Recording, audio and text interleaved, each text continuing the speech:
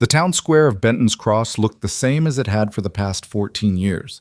Weathered wooden buildings, dust settling on everything, and a gathering of women who stood in a nervous line like cattle waiting for inspection. Eleanor Price stood at the end of that line, where she always stood. She was 32 years old. In this place, that made her ancient.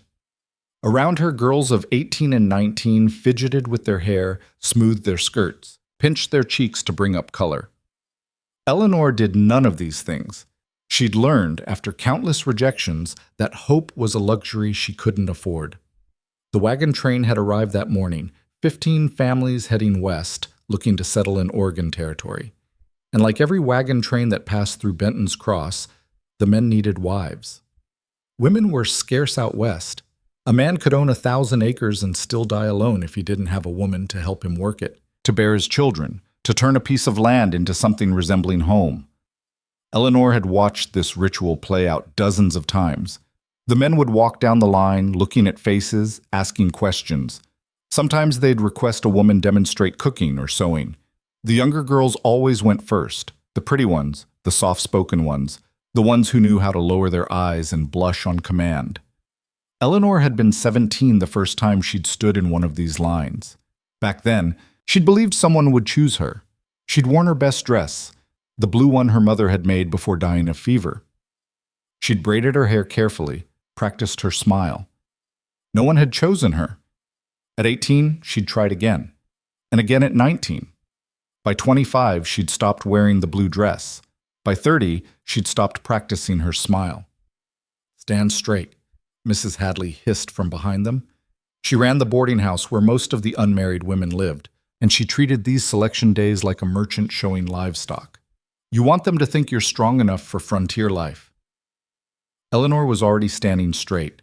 She'd been born with good posture, her mother's doing. A bent spine shows a bent spirit, her mother used to say.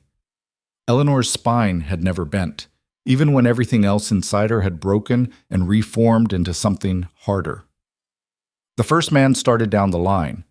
He was young, maybe 25, with the kind of soft hands that said he'd never done real work. He'd learn, Eleanor thought. The frontier had a way of teaching men what their mothers couldn't. He stopped in front of Sarah Mitchell, a blonde girl of 19 with dimples and a small waist. They spoke for a moment. The girl giggled. The man smiled. 5 minutes later, he'd proposed and she'd accepted, and just like that, Sarah Mitchell's fate was sealed. The next man was older, harder looking. He walked past the younger girls without stopping, his eyes scanning faces with the assessment of someone buying a horse. He paused in front of Eleanor. "You look sturdy," he said. Not a compliment, just an observation. "I am," Eleanor replied. "Can you cook?" "Yes." "Sew?" "Yes." "Birth babies?" Eleanor felt something twist in her chest. "I've helped deliver 6. Never lost a mother or child." The man nodded, considering. Then his eyes drifted to Rachel, the woman standing 2 spots down from Eleanor. Rachel was 28, still young enough to be desirable, with red hair and a quick smile. "You?" he said to Rachel. "What's your name?" And just like that, Eleanor was invisible again. She watched the man propose to Rachel, watched Rachel accept with tears in her eyes. Whether from joy or relief or terror, Eleanor couldn't tell.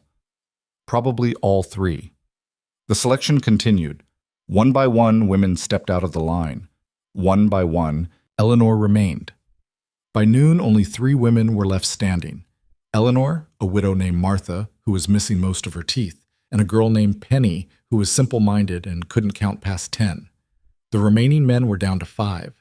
They stood in a cluster, talking among themselves, occasionally glancing at the 3 remaining women with expressions that ranged from resignation to outright disappointment. Eleanor felt nothing. She'd felt nothing for years. "Might as well head back," Martha muttered. "They ain't gonna choose any of us." But before Eleanor could respond, one of the men broke away from the group. He was tall, well over 6 feet, with shoulders that seemed too wide for his frame and hands that looked like they'd been hitting things for most of his life. His face was weathered in a way that made it impossible to guess his age. Could have been 35, could have been 50. He walked straight toward Eleanor. You, he said. His voice was rough, like he didn't use it much. What's your name? Eleanor Price. You got people here? No. Why not? They're dead. He nodded as if this was a perfectly reasonable answer. You got belongings?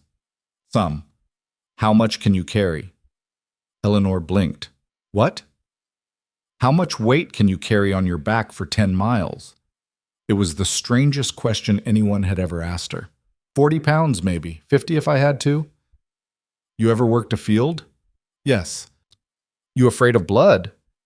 No. You afraid of dying? Eleanor looked at him directly for the first time. His eyes were gray like river stones. Everyone dies, she said. Being afraid of it doesn't change anything. Something shifted in his expression. Not quite a smile, but close. I'm Caleb Wilder, he said. I got a land grant in Montana Territory. 400 acres at the base of the Rockies. No house yet. No barn. Nothing but land and trees and more work than one man can handle alone. That's not much of a sales pitch, Eleanor said. I ain't selling anything, Caleb replied. I'm telling you what it is. Cold winters. Hard ground. No neighbors for 20 miles.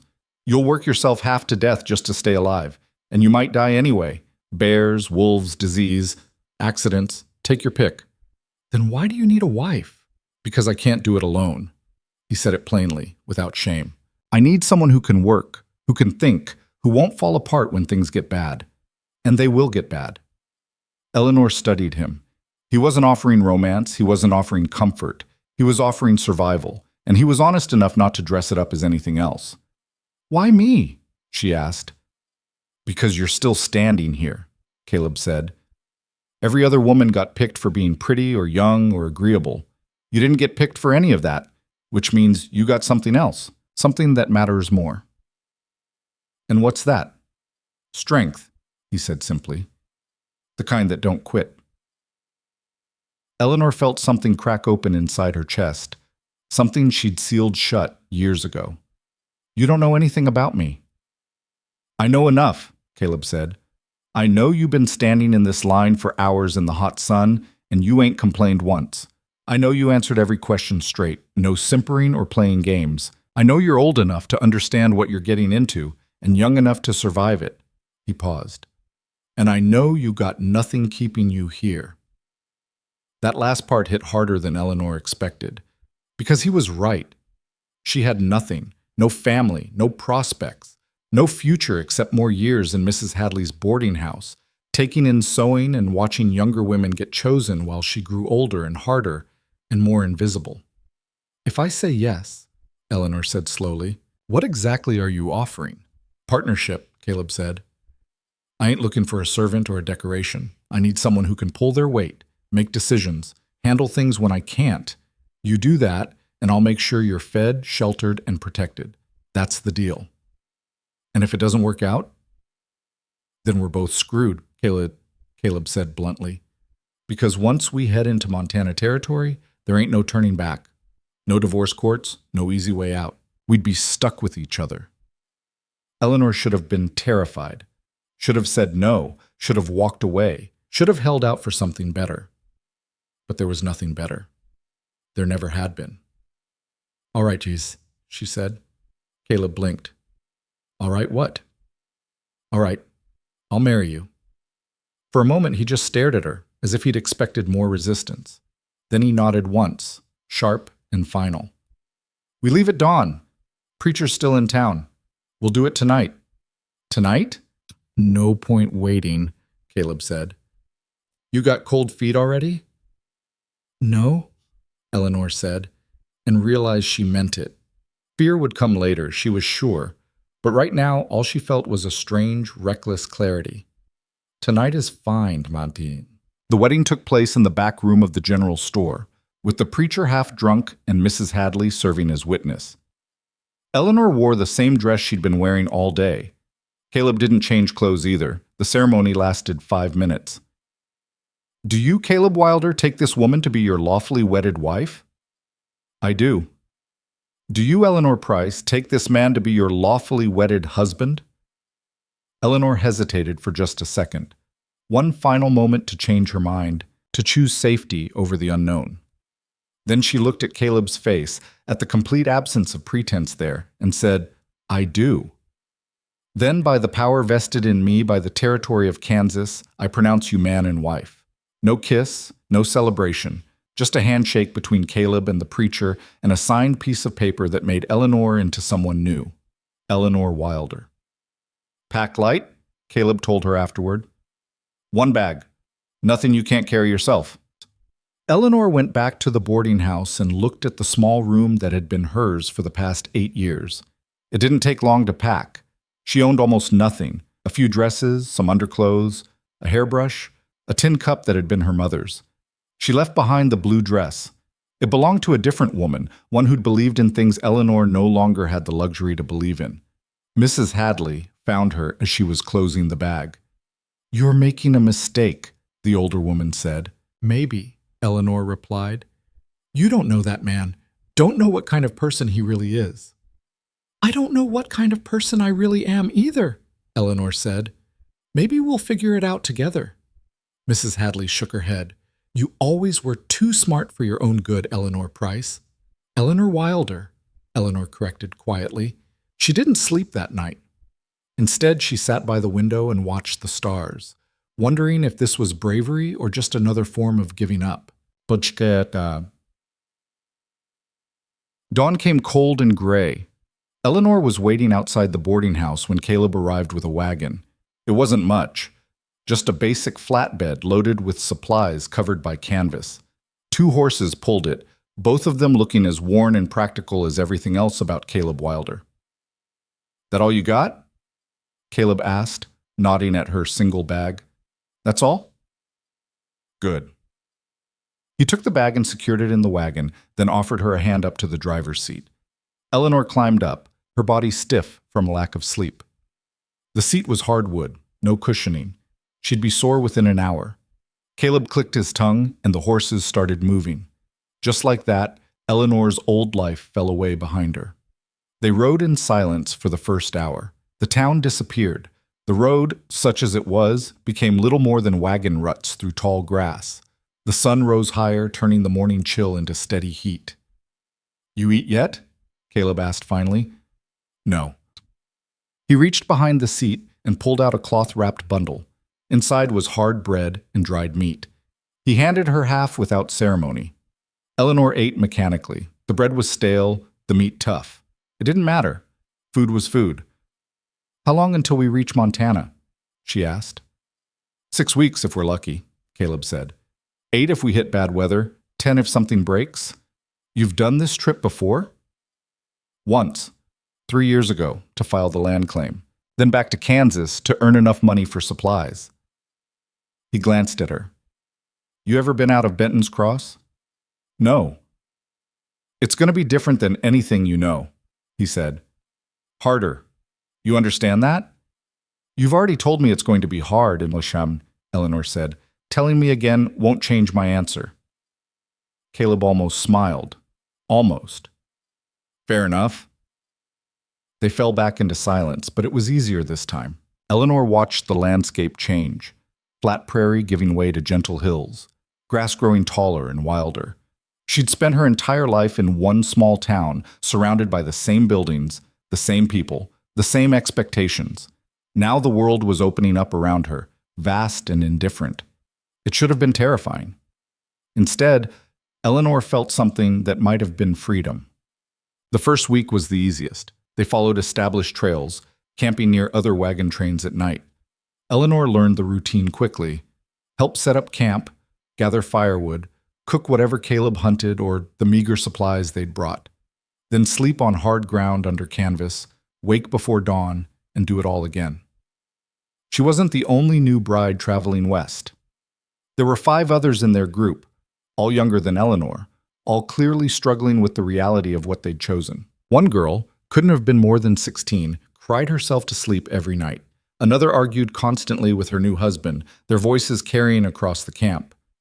Eleanor and Caleb didn't argue. They barely spoke, but they worked well together. Caleb would set up the tent frame. Eleanor would secure the canvas. He'd build the fire, she'd prepare the food. He'd tend the horses, She'd organized their supplies. They moved around each other with the efficiency of people who understood that survival required cooperation, not affection. On the 8th night, one of the other wives approached Eleanor while she was washing dishes in a stream. "How do you do it?" the woman asked. Her name was Margaret, and she'd married a farmer named John. They fought like cats. "Do what?" Eleanor asked. "Not fight with him, your husband. You two barely talk, but you don't seem miserable." Eleanor considered this. "We don't have expectations," she said finally. "Can't be disappointed if you don't expect anything." Margaret looked horrified. "That's terrible." "Maybe," Eleanor said, "but it works." That night, as Eleanor and Caleb lay on opposite sides of their small tent, he spoke into the darkness. "You doing all right?" It was the first personal question he'd asked since the wedding. "Yes," Eleanor said. "It's gonna get harder. I know." A pause, then, "You don't complain much." "Complaining doesn't change anything," Eleanor said. "Seems like a waste of energy." She heard him shift in his bedroll. "Your mother teach you that?" Eleanor went still. They hadn't talked about families, about the past. It had seemed like an unspoken agreement. Look forward, not back. "Yes," she said quietly. "Before she died, she told me that life doesn't care about fair. It just is. You can spend your time crying about it, or you can figure out how to survive it." "Smart woman," Caleb said. "She died anyway," Eleanor replied. "Fever took her in 3 days. All that strength and sense didn't matter." Another pause. Then Caleb said, "My father died when I was 12. Logging accident. Tree fell wrong. He was smart too, careful, did everything right, still died." Eleanor turned her head toward his voice in the darkness, though she couldn't see him. "Is that why you don't make promises you can't keep?" "Yeah," Caleb said. "I can promise to work hard. I can promise to share what I got. But I can't promise we'll make it. Nobody can." "I know," Eleanor said. They didn't speak again that night, but something had shifted. Not intimacy exactly, but a kind of understanding. They were both people who'd learned that life was brutal and random, and the only sane response was to be honest about it. The second week brought rain, not the gentle spring rain Eleanor knew from Kansas, but heavy, relentless sheets that turned the trail into mud and made every mile a fight. The wagon got stuck twice in one day. Both times, Eleanor climbed down without being asked and helped push, her boots sinking into mud up to her ankles, her dress soaked through and heavy. The other wives stayed in their wagons, dry and useless. "You got mud on your face," Caleb said after the second time, not unkindly. Eleanor wiped at it with her sleeve, succeeding only in smearing it. "I've got mud everywhere." "Yeah." He almost smiled. "You look like you've been wrestling hogs." "I feel like it too." That night, they couldn't get a fire started. Everything was too wet. They ate cold jerky and hard biscuits, then huddled under damp canvas while rain drummed overhead.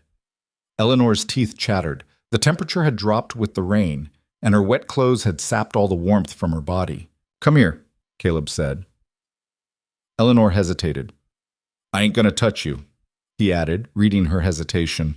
"But we'll both freeze if we don't share warmth. That's just practical." He was right. Eleanor moved closer, and Caleb arranged their bedrolls so they overlapped, creating a shared pocket of warmth. He lay with his back to her, giving her as much space as possible in the small tent. Slowly, Eleanor's shivering subsided. The warmth between them built, and despite everything, the mud, the cold, the complete uncertainty of her future, Eleanor felt herself relaxing. "Thank you," she said quietly. "For what?" "For not lying," Eleanor said, "about what this would be." Caleb was quiet for a moment, then, "You're tougher than I expected." "You expected me to fall apart?" "Maybe. Little bit." Eleanor smiled in the darkness. "I did that years ago. There's nothing left to break." "I don't think that's true," Caleb said. Eleanor frowned. "What do you mean?" "I think there's plenty left," he said. "It's just harder now. Takes more to break it." Eleanor didn't know what to say to that, so she said nothing. but she thought about it long after Caleb's breathing had evened out into sleep. By the third week, they'd left the other wagon trains behind. Caleb's route headed northwest into territory that was wilder and less traveled. The other families were heading to Oregon, following the established trail. But Montana was different. Montana was still mostly empty, still mostly unknown. "We'll be on our own from here," Caleb told her. "You sure you want to keep going?" Eleanor looked at the vast expanse of land ahead, rolling hills giving way to distant mountains, endless sky, no sign of human habitation. It should have been terrifying. "I'm sure," she said. They pushed on. The loneliness hit Eleanor in strange moments. Not when she was working. There was always too much to do for loneliness. But in the quiet times when they stopped to rest the horses or eat a quick meal, she'd feel it, the absence of other voices, the absence of familiar things. She'd hated Benton's Cross, hated the sameness of it, the way people looked at her, the endless rejection. But at least it had been known. This endless wilderness was completely unknown. "You get used to it," Caleb said one evening, as if reading her thoughts. "The quiet?" "Yeah. After a while, it stops feeling empty and starts feeling clean, like the world makes more sense without all the noise." Eleanor considered this. "You don't miss people?" "Some people," Caleb admitted. "My sister, she's married, living in Missouri. Got 3 kids now. I miss them sometimes." "Why didn't you stay near them?" Caleb looked at her directly. "Because I ain't the kind of man who does well in towns. Too many rules, too many people wanting things to be a certain way. Out here, things are simple. You work, you eat, you build shelter, you survive. You don't, you die. That's honest. I understand that." Eleanor nodded slowly. She understood it too. Maybe that's why she'd said yes to this whole mad idea. Because honesty, even brutal honesty, was better than the pretty lies people told in town. They hit the first real danger in week 4. They'd been following a river, using it for fresh water and hoping for fish. The trail ran close to the bank, winding through a narrow canyon with steep rock walls on either side. Eleanor heard the rumbling before she saw anything. "What's that sound?" she asked. Caleb's face went tight. "Get down from the wagon. Now." Eleanor didn't argue. She jumped down just as Caleb unhitched the horses with frantic speed. "Take this one," he ordered, thrusting the reins of one horse into her hands. "Get to high ground." "What about you?" "I'll follow. Go!" Eleanor didn't have time to process what was happening. She grabbed the horse's mane and pulled herself up. She'd never ridden before, but this wasn't the time to mention that. The horse seemed to understand the urgency and started moving up the canyon wall, finding purchase on rocks Eleanor wouldn't have thought could support a rabbit.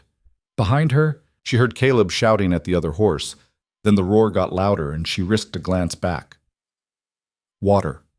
A wall of it, rushing down the canyon like something alive and furious. Flash flood. The wagon disappeared in seconds, swallowed by churning brown water. Eleanor's stomach dropped. Everything they owned had been in that wagon. Their supplies, their tools, their future. She looked around frantically for Caleb and spotted him higher up the canyon wall, clinging to his horse. Their eyes met across the distance. He was alive. That was something. The flood raged for 20 minutes, though it felt like hours. Eleanor clung to the horse, her knuckles white, watching water destroy everything they'd worked for. When it finally subsided, leaving behind mud and debris and the scattered pieces of what used to be their wagon, Eleanor and Caleb picked their way down carefully. They stood side by side, looking at the wreckage. "Well," Caleb said finally. "Shit." It was so inadequate, so absurdly mild compared to the disaster in front of them, that Eleanor started laughing. It wasn't funny. None of this was funny. But she couldn't stop. She laughed until tears ran down her face, until her sides ached, until Caleb was looking at her like she'd lost her mind. "Sorry," she gasped. "I just—" Another wave of laughter. "We lost everything." "Yeah," Caleb said. He didn't sound angry, just tired. "Yeah, we did." Eleanor's laughter died away, leaving her hollow. "What do we do now?" Caleb surveyed the damage with the careful assessment of someone cataloging a loss. "We've got the horses. That's good. Looks like one pack washed up on that bank. Might be salvageable. And we're alive. For now, Eleanor said. For now, Caleb agreed. He turned to her. I'd understand if you wanted to turn back. We could make it to the last settlement on one horse. You could get passage back to Kansas. Eleanor looked at him, this strange, blunt man she'd married a month ago. Then she looked at the river, still running high and violent. Then at the mountains in the distance, sharp and unforgiving against the sky. No, she said. No? We keep going, Eleanor said. We said we would, so we do. Something changed in Caleb's expression. Respect, maybe, or surprise, or both. It's going to be harder now. A lot harder. I know. He nodded once, then waded into the muddy water to retrieve what could be saved. Eleanor followed. But they'd lost almost everything. Of their carefully planned supplies, food, tools, extra clothes, blankets, only a single pack remained. Inside they found a hunting knife, a pot, a fire striker, one blanket, and about a week's worth of jerky and hardtack. No tent, no extra clothes, no spare horseshoes or rope or any of the 100 other things Caleb had bought with 3 years' worth of savings.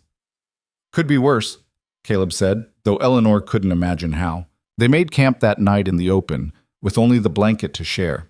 The fire was small. They couldn't afford to waste resources gathering wood. They ate a portion of jerky that seemed far too small and tried not to think about how far they still had to go. I can hunt, Caleb said, staring into the fire. Deer, rabbit, whatever I can find, and we'll find water easy enough following the rivers. We can make it. How long until we reach your land? 3 weeks, maybe 4, if we can keep moving. He paused. We'll have to. Winter comes early in Montana. If we're not settled before the first snow.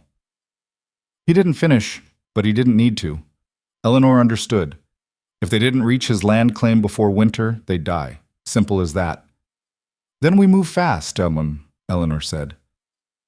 That night, lying under the single shared blanket with Caleb's solid warmth beside her, Eleanor stared up at more stars than she'd ever seen. In town, there'd always been lamps, fires, something to soften the darkness. Out here, the night was complete, and the stars stood out like chips of ice. She should have been terrified. Everything rational said she should be terrified, but Eleanor found to her surprise that she wasn't. She was too tired for terror, too focused on the simple fact of still being alive. Eleanor, Caleb said quietly. Yes? You did good today. With the horse, getting to safety. A lot of people would have frozen up. It wasn't flowery praise, but coming from Caleb, it meant something. I didn't have time to freeze, Eleanor said. Still, a pause. I'm glad you're here. Eleanor turned her head to look at him, though she could barely make out his profile in the darkness. Are you? Yeah, he said simply. I think you might actually make it. I wasn't sure before, but I think you will. What changed your mind? You laughed, Caleb said. Eleanor frowned. What? When everything was gone, when any sane person would have cried or given up, you laughed. That's when I knew. Knew what? That you got the kind of strength that matters, Caleb said. The kind that don't break, just bends and comes back harder. Eleanor didn't know what to say to that, so she lay still and listened to Caleb's breathing even out as he fell asleep. His words played over and over in her head. Maybe he was right. Maybe something in her had bent so many times, with every rejection, every hardship, every small cruelty, that it couldn't break anymore. Maybe that's what survival really was. Not avoiding pain, but learning to bend with it until you became something that couldn't be broken. Eleanor closed her eyes and let exhaustion take her, the stars wheeling overhead like distant witnesses to promises nobody had made and a future nobody could guarantee. But they were alive. For now, that was enough. The jerky ran out on the 6th day after the flood. Eleanor had been rationing it carefully, cutting the portions smaller each day, but mathematics didn't care about careful. 2 people, limited food, constant movement, the numbers only worked one way. We need to hunt, she said, stating the obvious because someone had to say it. Caleb was already checking his rifle, one of the few things that had survived because he'd been carrying it when the water hit. I know. You ever gone this long without eating? Once, he said, not elaborating. You? No. Well, Caleb said, loading the rifle with movements that spoke of long practice. You're about to learn what it feels like. Stay here with the horses. I'll be back before dark. I'm coming with you. Caleb looked at her. You know how to track game? No. Know how to move quiet through brush? No. Then you'll scare off anything worth shooting, Caleb said. It wasn't mean, just factual. Better you stay here. Keep the fire going. Watch the horses. Eleanor wanted to argue, but he was right. She had no skills for hunting. So she nodded and watched him disappear into the pine forest that had grown thicker as they'd climbed into the foothills. The waiting was worse than moving. When they were traveling, Eleanor could focus on putting one foot in front of the other, on not falling off the horse, on making it to the next water source. But sitting still, with nothing to do except feed small sticks into a fire and listen to her stomach eat itself, gave her too much time to think. She thought about Benton's Cross, which seemed impossibly far away now, like something from another life. She thought about Mrs. Hadley's boarding house, the narrow bed she'd slept in for 8 years, the sound of other women's footsteps overhead. She thought about all those selection days, standing in line, being passed over again and again. Strange that those rejections had felt so crushing at the time. Now they seemed almost trivial. What did it matter that some soft-handed farmer's son hadn't wanted her? Out here, in this vast and different wilderness, human preferences seemed like the smallest possible thing. The sun moved across the sky. Eleanor added wood to the fire. The horses grazed on the sparse grass. Time crawled. When Caleb finally emerged from the trees, it was nearly dusk, and Eleanor's relief died as soon as she saw his face. Nothing? She asked. Saw signs of deer, but couldn't get close enough for a clean shot. He set the rifle down with visible frustration. They're spooked. Something's got them moving, keeping them nervous. What would do that? Could be anything. Wolves, mountain lion, or just the season. Animals get twitchy when weather's about to turn. Eleanor looked at the sky. It was clear, stars already beginning to show. Doesn't look like weather. Not yet, Caleb said. But it will. I can feel it. They ate the last of the hardtack that night, which wasn't eating so much as attempting to chew something that had the consistency of wood and about as much flavor. Eleanor's jaw ached by the time she finished her portion. How long can we go without food? She asked. Depends, Caleb said. We're still moving, still burning energy. 3 days, maybe 4 before we're too weak to travel. A week before we're in real trouble. And how long until we reach your land? 2.5 weeks if we make good time. The mathematics was simple and brutal. They needed food, and they needed it soon. That night, Eleanor's dreams were strange and vivid. She dreamed of the boarding house dining room, tables laden with food, roasted chicken, fresh bread, apple pie. She reached for a piece of bread and it turned to dust in her hands. She woke with her mouth dry and her stomach cramping. Caleb was already up, rekindling the fire in the pre-dawn darkness. You talk in your sleep, he said. Eleanor sat up, pulling the blanket around her shoulders against the chill. What did I say? Something about bread. He didn't look at her. I'll try hunting again today. You should rest, save your strength. I can't just sit here. Then gather, Caleb said. There might be berries, roots, something edible. But don't go far, and don't eat anything unless you're absolutely sure what it is. Poison will kill you faster than hunger. He left again, and Eleanor set about searching the area around their camp. She found a few late-season berries, sour and half-dried on the bush, and something that might have been wild onion. She dug up 3 of the bulbs with her bare hands, dirt caking under her fingernails. It wasn't much, but it was something. When Caleb returned that afternoon, he had a rabbit. It was small, barely enough for 1 person, let alone 2, but Eleanor felt her mouth water at the sight of it. Found it in a snare, already dead, Caleb said. Something else's trap probably, but they didn't come back for it in time. Is that stealing? Caleb gave her a flat look. We're 3 weeks into wilderness. There's nobody out here to steal from. Fair point. They cooked the rabbit slowly, trying to extract every bit of nutrition from it. The meat was tough and gamey, but Eleanor had never tasted anything better. She forced herself to eat slowly, to make it last, even though everything in her wanted to gulp it down. Found these, she said, showing him the berries and wild onions. Caleb examined them carefully, then nodded. Good. The onions especially. Those'll help. You got an eye for this? No, Eleanor admitted. I just looked for things that seemed like they might not kill me. Well, they won't, Caleb said. So you did better than nothing. It was faint praise, but Eleanor felt a small spark of satisfaction. She was learning, adapting, figuring out how to survive in a world that had no patience for ignorance. Over the next week, they fell into a rhythm. Caleb would hunt in the mornings, while Eleanor gathered whatever she could find. Some days he came back with game. Another rabbit, once a grouse, once nothing but squirrel. Other days he came back empty-handed, and they went to sleep with stomachs that felt like they were digesting themselves. Eleanor learned to identify edible plants, learned which roots to dig for, which berries would make her sick, which mushrooms to avoid entirely. It was knowledge purchased through desperation, each new piece of information critical to survival. She also learned that hunger changed things.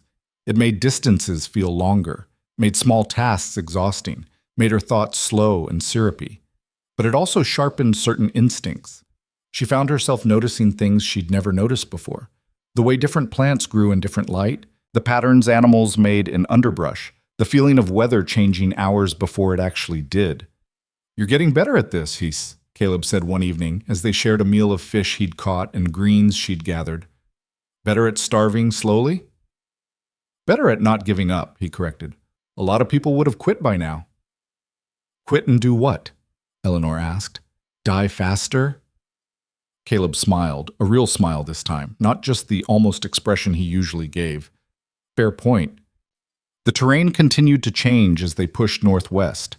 The foothills gave way to actual mountains, the gentle slopes becoming steep inclines that left both of them breathing hard. The horses struggled too, picking their way carefully over loose rock and through dense forest. They were higher now, high enough that the nights were genuinely cold. The single blanket they shared wasn't enough anymore. They'd taken to sleeping pressed close together, sharing body heat without discussion or awkwardness. It was practical, nothing more. But Eleanor found herself grateful for the warmth of another human being. Tell me about your land, she said one night, both of them huddled under the blanket while wind rattled through the pines above. What about it? What's it like? You've seen it before.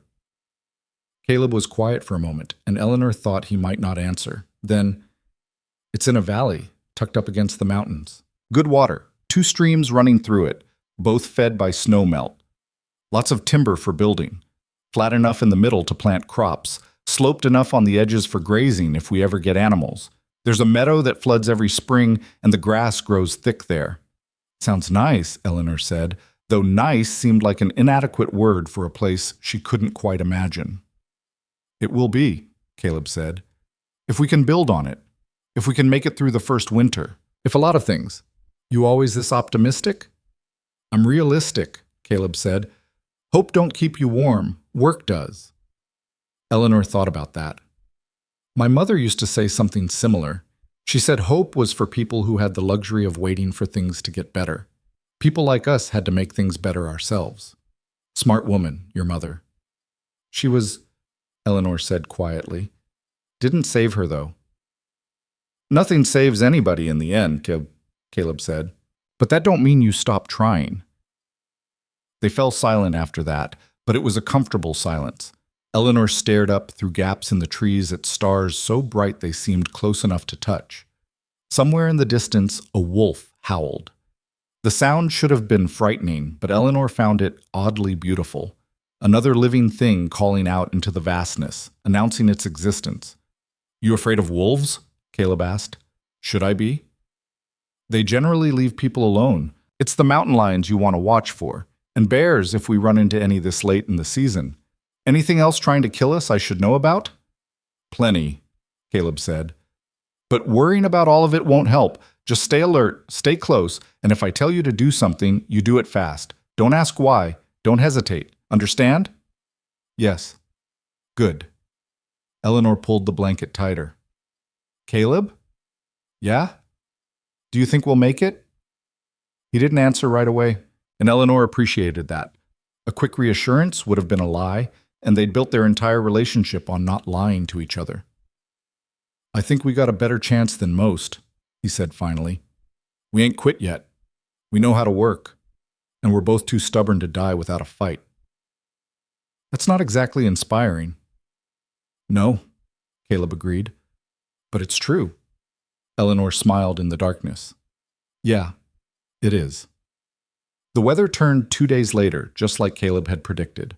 The sky went gray and heavy, and the temperature dropped so fast Eleanor could feel it happening. By midday, the first snow began to fall. This early? Eleanor asked, watching fat flakes drift down through the trees. Mountain weather, Caleb said. His jaw was tight. It'll pass, probably, but we need to move faster. Once real winter hits, travel gets near impossible. They pushed harder that day than they had since the flood. The horses sensed the urgency and moved faster despite their exhaustion. Eleanor's legs ached from clinging to the horse's back, her hands numb from cold, even though she kept them tucked under her arms between gripping the mane. The snow kept falling. Not a blizzard, but steady, relentless. It covered the ground, made footing treacherous, turned the world into something strange and muffled. By evening, they'd made good distance, but both of them were shaking from cold. The temperature had continued dropping, and Eleanor's thin dress, the same one she'd been wearing since Benton's Cross, was completely inadequate. We need shelter, Caleb said, stating the obvious. Real shelter, not just open camping. They found a spot where a rock overhang created a shallow cave, barely deep enough to fit them and the horses, but better than nothing. Caleb built a fire at the mouth of it, while Eleanor unsaddled the horses and rubbed them down with handfuls of dry grass. You're good with them? Caleb observed. Eleanor looked at the horses, 2 animals that had carried them hundreds of miles, that had survived the flood, that were just as tired and hungry as the humans, but kept going anyway. They're working as hard as we are, she said. Seems only fair to take care of them. They ate a sparse meal, more rabbit, from a successful hunt that morning, supplemented with the ever-present wild onions.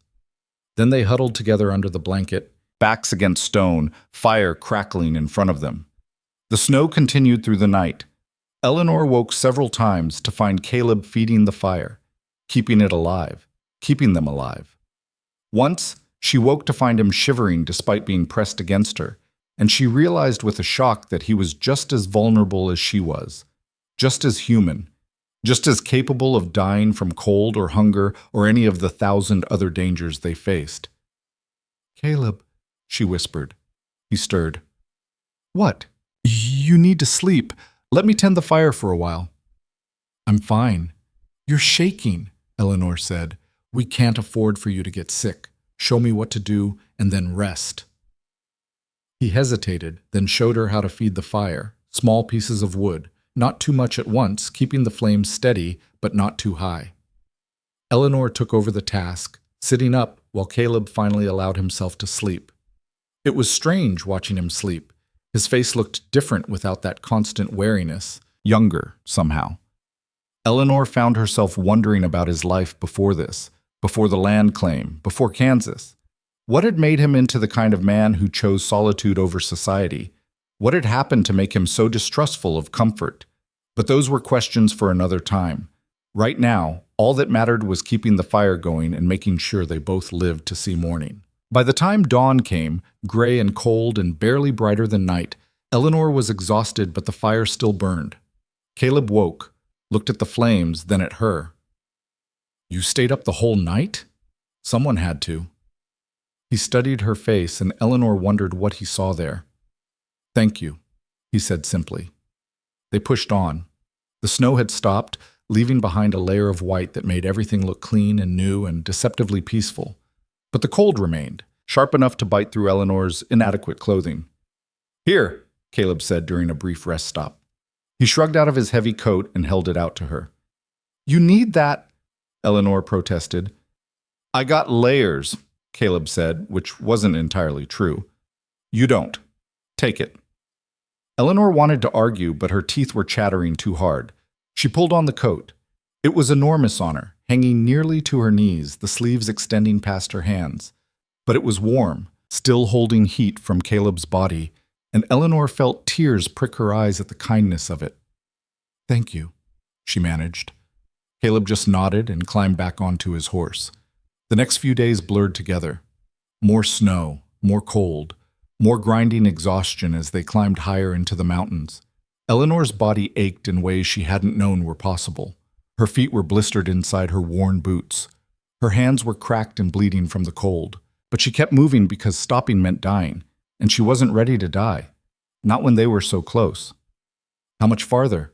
She asked one evening. Caleb consulted his crude map, just a piece of paper with landmarks sketched on it. Maybe a week, maybe less if the weather holds. A week. 7 more days. It seemed simultaneously close and impossibly far. That night, Eleanor's gathering turned up more than usual, a whole patch of late-season roots, and something that looked like wild carrots. She brought them back to camp triumphant. Found a good spot, she said. We could stay here a day. Let me gather more while you hunt. Caleb considered it. They'd been pushing hard, barely resting, and both of them showed the strain. A day to recover and stock up on food made sense. All right, he agreed. But just one day. We can't afford more. So they stayed. Caleb hunted, successfully bringing back a small deer that made Eleanor want to weep with relief. Eleanor gathered everything edible she could find, filling their remaining pack with roots and dried berries and wild herbs. For the first time in weeks, they ate until they were actually full. The deer meat was tough and needed long cooking, but there was enough of it that they could eat their fill and still have some left for traveling. This is good, Caleb said, gnawing on a piece of roasted venison. Good doesn't begin to cover it, Eleanor replied. Her stomach felt strange, unaccustomed to being full. I'd forgotten what this felt like. Yeah. Caleb looked at her across the fire. You've done well, Eleanor. Better than I had any right to expect. What did you expect? Honestly, I thought you'd probably die in the first month. Eleanor should have been offended, but she found herself laughing instead. That's a terrible thing to say to your wife. It's the truth, Caleb said, but he was almost smiling. You proved me wrong, though. You're tougher than you look. I'm not tough, Eleanor said. I'm just too stupid to quit. Same thing out here. They sat in comfortable silence, the fire crackling between them. Eleanor felt something shifting in her chest. Not love, exactly, but something close to it. Partnership, maybe. Trust. The knowledge that this man sitting across from her had her back, would share his last piece of food with her, would give her his coat even if it meant freezing himself. Caleb, she said. Yeah? I'm glad you chose me. He looked at her for a long moment. I'm glad you said yes. It wasn't poetry, it wasn't romance, but sitting there in the wilderness with full stomachs and a warm fire and the knowledge that they'd both survived something that should have killed them, it felt like enough. The next morning, they packed up the remaining deer meat and continued on.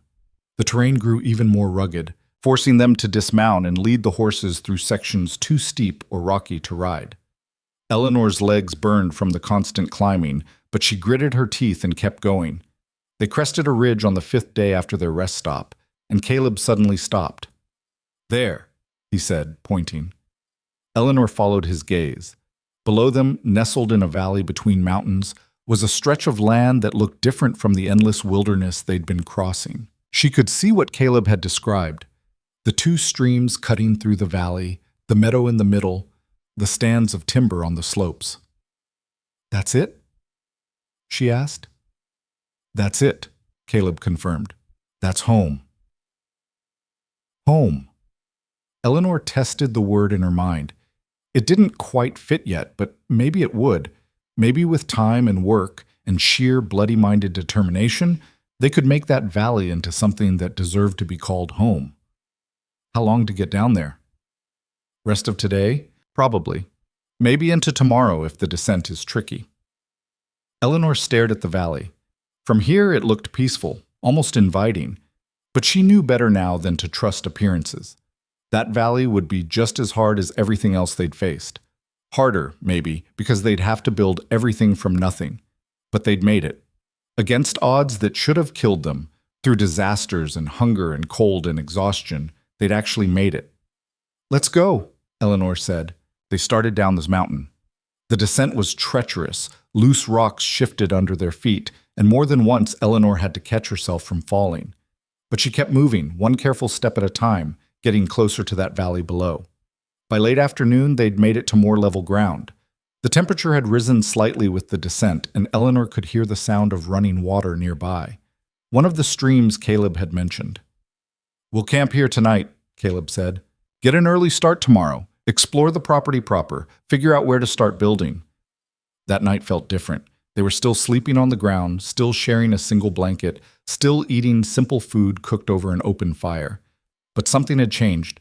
The endless journey was over. Now the real work began. "You scared?" Caleb asked in the darkness. Eleanor considered the question honestly. "Yes, but I've been scared since Benton's Cross. At least now I know what I'm scared of."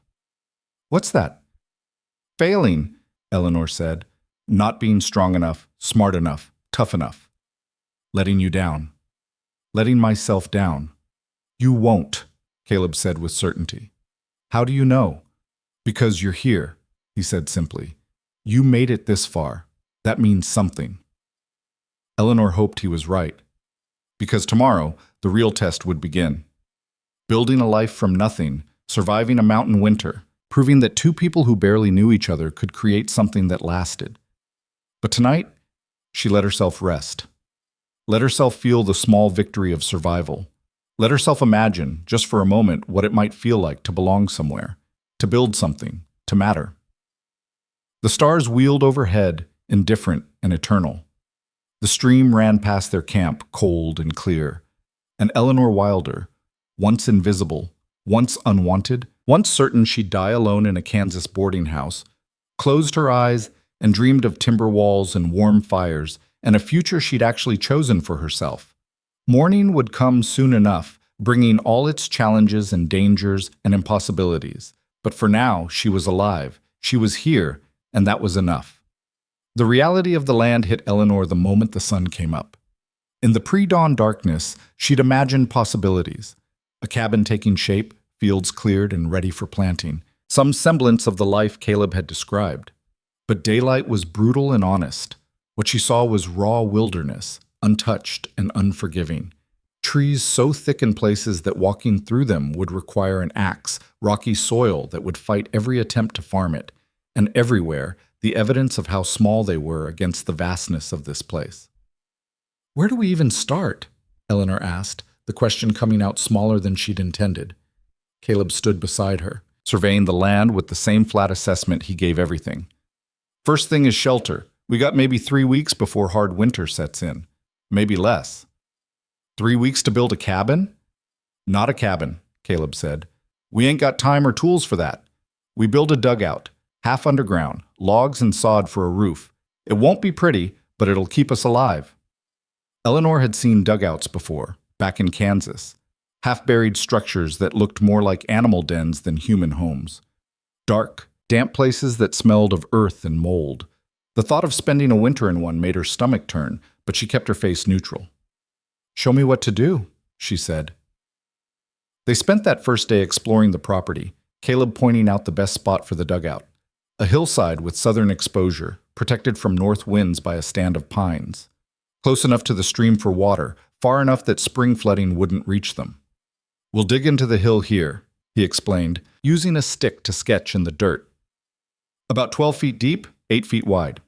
Build up the front wall with logs. Cut sod for the roof. Chimney made of river stone for the fire." "How do we dig without proper tools?" Eleanor asked. They had one knife, that was all. "We make tools," Caleb said. "I can fashion a shovel from wood and flat stone. Won't be good, but it'll work. You can help by gathering the stone we'll need for the chimney." So Eleanor spent that afternoon walking the stream bed, selecting rocks. Her back ached from bending, her hands scraped raw from handling the rough stone. But she worked methodically, building a pile near where the dugout would be. Each stone had to be relatively flat, had to fit together well enough to create a structure that wouldn't collapse and kill them with smoke. By evening, she had a pile that looked woefully inadequate for building an entire chimney. "It's a start," Caleb said, examining her work.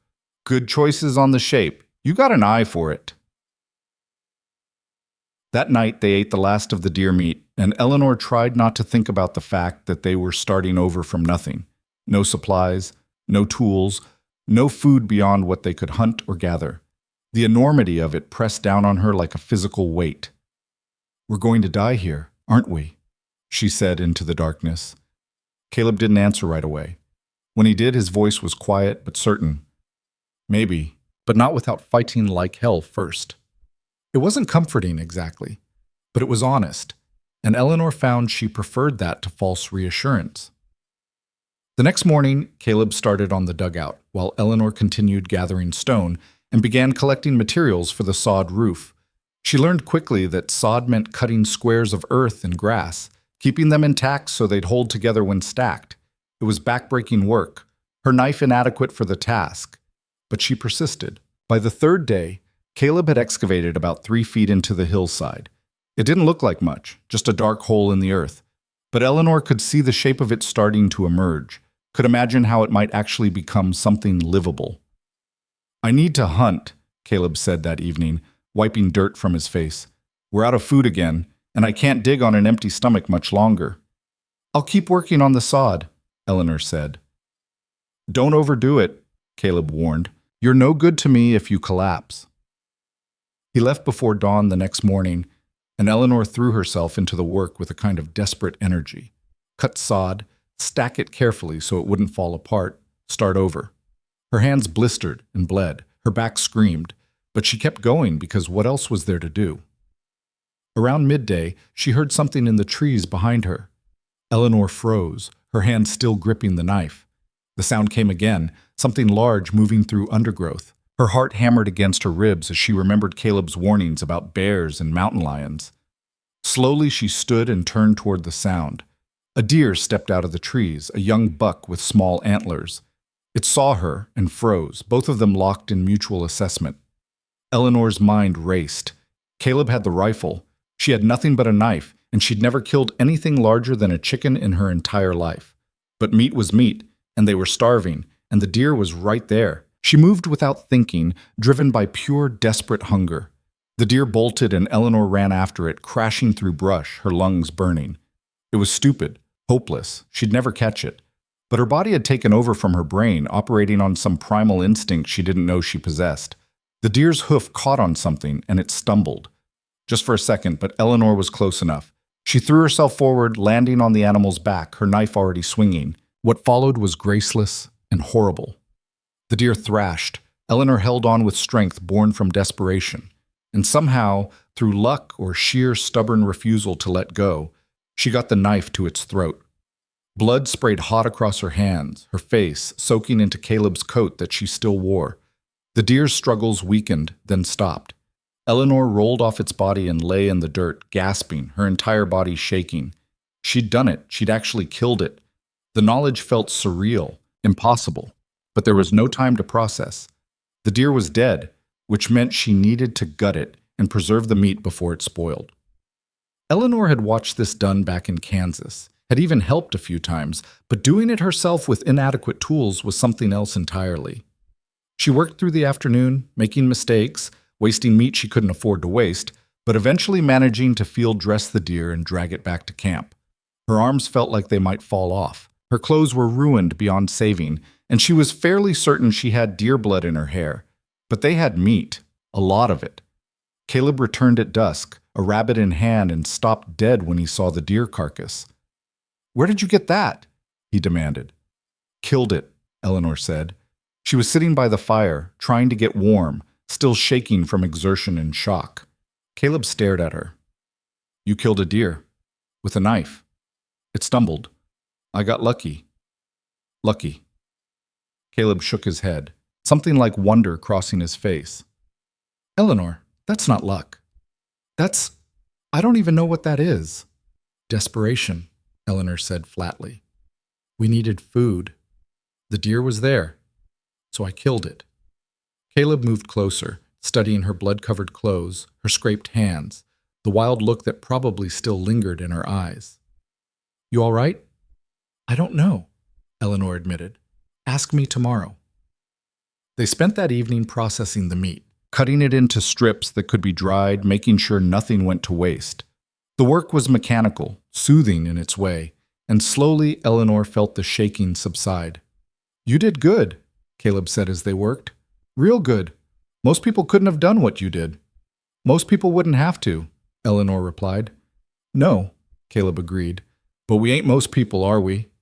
Eleanor looked at her hands caked with blood and dirt, barely recognizable as the hands that used to do fine sewing back in Benton's Cross.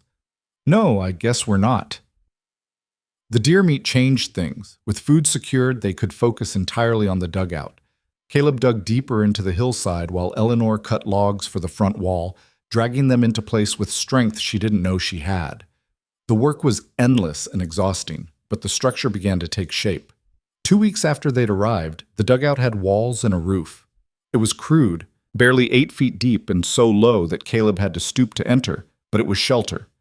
Eleanor had built the chimney herself, stacking river stones with mud for mortar, praying it wouldn't collapse and kill them both. Light a fire in it, Caleb said. Small one. Let's see if the chimney draws right. Eleanor built a tiny fire while Caleb watched from outside, ready to pull her out if smoke filled the dugout. But the chimney held, the smoke rising steadily through it, and Eleanor felt a fierce pride that was probably out of proportion to stacking rocks. It works, she called out. Caleb ducked inside, examining her work. In the dim light from the fire, his face looked different, softer maybe, or just tired. You built this whole thing yourself? You were digging, Eleanor said. Someone had to. Yeah, but... Caleb touched one of the stones, testing its stability. This is good work, Eleanor. Real good. The praise shouldn't have mattered so much. But it did. They spent the next few days making the dugout livable. Eleanor chinked gaps between logs with mud and moss, while Caleb built a crude door from split logs. They had no furniture, but Caleb fashioned rough sleeping platforms from pine branches, raising them off the dirt floor. The first night they slept in the dugout, Eleanor lay awake listening to wind howl outside, feeling the solid earth around them. It was dark as a grave in there, the air thick with the smell of dirt and smoke. But it was warm, protected. Theirs. Caleb? She whispered. Yeah? We really did it, didn't we? Built an actual shelter. We did, he confirmed, and just in time. Eleanor frowned. What do you mean? As if in answer, she heard it, a sound like nothing she'd experienced before, a roar building in the distance, getting closer, until the wind shifted and snow began hammering the dugout roof with a force that made the whole structure shudder. Winter, Caleb said quietly. Real winter. It's here. The storm lasted 3 days. Eleanor had never experienced anything like it. Wind that screamed like something alive, snow that piled up against their door until Caleb had to dig them out each morning just so they wouldn't be buried alive. The temperature plunged so low that water left in their single pot froze solid within an hour. But the dugout held. The chimney drew smoke properly, and they were alive. How long do these storms usually last? Eleanor asked on the second day, both of them huddled close to the fire. Could be hours, could be weeks, Caleb said. No way to know. Just have to wait it out. What about food? We can't hunt in this. We got the dried deer meat. Should last us a while if we're careful. Eleanor calculated quickly in her head. The deer meat, rationed carefully, might last them a month, maybe 6 weeks if they were willing to go hungry. But winter in Montana could last 4 or 5 months. The mathematics didn't work. We're going to run out, she said. I know. So what do we do? Caleb poked at the fire with a stick, sending up sparks. We survive as long as we can. When the storm breaks, I hunt. We smoke and dry everything I can bring back. We gather anything edible before the next storm hits. And we try to make it to spring. That's not much of a plan, Eleanor said. You got a better one? She didn't. The storm finally broke on the 4th day, leaving behind a world transformed. Snow had buried everything, turning the landscape into endless white. The trees looked like they'd been carved from ice. The streams were frozen solid. And it was cold. Cold in a way that hurt to breathe, that made exposed skin go numb in seconds. "Stay inside," Caleb ordered as he prepared to go hunting. "Keep the fire going. Don't go out unless you absolutely have to." "How will you—" "I'll be fine," he cut her off. "Done this before. But if I'm not back by dark, don't come looking. Understand?" Eleanor wanted to argue, but she saw the seriousness in his face. "I understand." She spent that day tending the fire and trying not to imagine Caleb frozen somewhere in the snow. When he finally returned just before dusk, dragging a small elk behind him, Eleanor felt her knees go weak with relief. "Help me get this inside before it freezes solid," Caleb gasped, his face red from cold and exertion. They worked together to muscle the elk through the low doorway, then Caleb collapsed by the fire, shaking violently. "Your hands," Eleanor said, reaching for them. His fingers were white, bloodless. "Frostbite," Caleb said through chattering teeth. "Not bad, just need to warm up slow."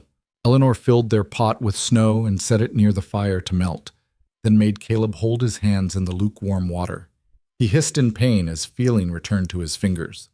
"How bad?" she asked. "I'll keep all my fingers," Caleb said. "Probably. We'll see." That night they butchered the elk by firelight, cutting the meat into strips for drying. Eleanor's hands cramped from the cold and the repetitive motion, but she kept working. This meat might be the difference between living and dying. "We need racks to dry this properly," she said. "I'll build them tomorrow," Caleb replied. His hands were wrapped in strips of cloth, the fingers stiff and painful looking. "I'll build them," Eleanor corrected. "You rest those hands." Caleb looked like he wanted to argue, but he just nodded. Over the next few weeks, they fell into a brutal routine. Storm, hunt when it broke, preserve meat, survive the next storm. Eleanor learned to build drying racks, to smoke meat properly, to ration their supplies down to the last scrap. She learned to read weather signs, to know when a storm was coming hours before it hit. She also learned what real cold felt like, the kind that crept through every gap in their shelter, that made her joints ache, that turned simple tasks into ordeals. Getting water meant breaking through ice on the stream. Relieving herself meant braving temperatures that made her eyes water. Everything hurt, all the time. But Eleanor adapted. She stuffed moss into gaps in her boots for insulation. She kept Caleb's coat wrapped tight and added layers underneath made from deer hide. She learned to sleep in short bursts, waking to feed the fire so it never went out completely. Caleb's hands healed slowly, but he lost the tips of 2 fingers to frostbite. He took it stoically, wrapping the stumps and going back out to hunt as soon as he could hold the rifle again. "Does it hurt?" Eleanor asked one night, watching him try to grip things with his damaged hand. "Yeah," Caleb said, "but pain means I'm alive. I'll take it." The isolation was harder than the cold in some ways. Days would pass where the only voices Eleanor heard were her own and Caleb's. No other people, no sounds of civilization, nothing but wind and the occasional animal cry in the distance. She found herself talking more, filling the silence with words that didn't really need saying. Caleb listened, occasionally responding, but mostly just letting her talk. She told him about growing up in Benton's Cross, about her mother's death, about the years in Mrs. Hadley's boarding house. She told him things she'd never told anyone, because out here, what did it matter? Who was there to judge? "You ever regret it?" Caleb asked one night. "Saying yes? Coming here?" Eleanor considered the question honestly. She looked around the dugout, dark and damp and smelling of earth and smoke. She thought about the constant hunger, the cold, the fear, the grinding exhaustion of survival. "Ask me in spring," she said finally. Fair enough. But the truth was, Eleanor wasn't sure she did regret it. Life in Benton's Cross had been slow death, a gradual erasure of self. This was different. Brutal and terrifying, yes, but alive in a way she'd never experienced. Every day she survived was proof of something. Strength, maybe, or stubbornness, or sheer blind luck. But it mattered. She mattered in a way she never had before. The worst storm hit in what Eleanor thought was probably January, though she'd lost track of exact dates. It came in fast and vicious. the wind hitting the dugout so hard that snow forced its way through gaps they'd thought were sealed. The temperature dropped so low that the fire could barely keep the space above freezing. They huddled together under every scrap of fabric they had, feeding the fire constantly, burning through their carefully hoarded firewood faster than they could afford. "We're going to run out of wood," Eleanor said on the second day. Caleb knew. She could see it in his face. "Not yet," he said. "Storm will break." But it didn't. Day 3, day 4, day 5. The firewood pile shrank steadily. They started burning anything that would catch: green wood that smoked terribly, strips of bark, even the wooden handles of tools they couldn't spare. On day 6, Eleanor woke to find the fire had gone out. She sat up fast, panic flooding through her. The cold was immediate and brutal, already seeping into her bones despite the blankets. "Caleb," she said, shaking him. He woke instantly, saw the dead fire, and went very still. "How long has it been out?" he asked quietly.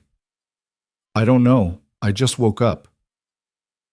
They both knew what this meant.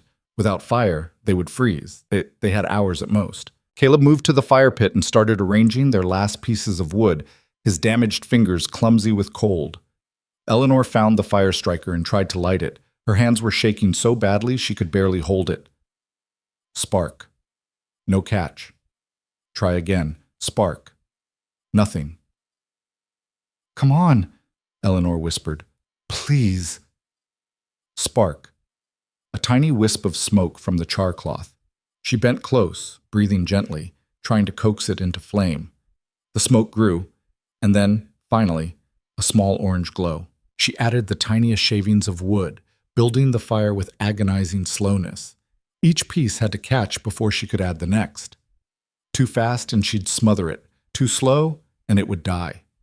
It took 20 minutes that felt like hours, but eventually they had a real fire again. Small, but real. Caleb and Eleanor sat in front of it, absorbing the warmth like it was salvation. Because it was. "That was close," Caleb said eventually. "Too close," Eleanor agreed. Her hands were still shaking. "We're almost out of wood," Caleb said. "Storm breaks, I'll have to go out and get more, even if it's still snowing." "We'll both go," Eleanor said. "Eleanor, we'll both go," she repeated firmly. "You can't carry enough wood alone, not with your hands. We do it together or we freeze. Those are the choices." Caleb looked at her for a long moment, then nodded. "Together, then." The storm broke the next day, not ending so much as pausing. The wind died down enough that they could venture out without being immediately killed by cold and blowing snow.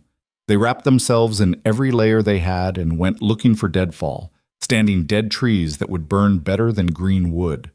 It was brutally hard work, breaking branches and dragging them back through deep snow. Eleanor's lungs burned from breathing frozen air. Her feet went numb despite the extra layers.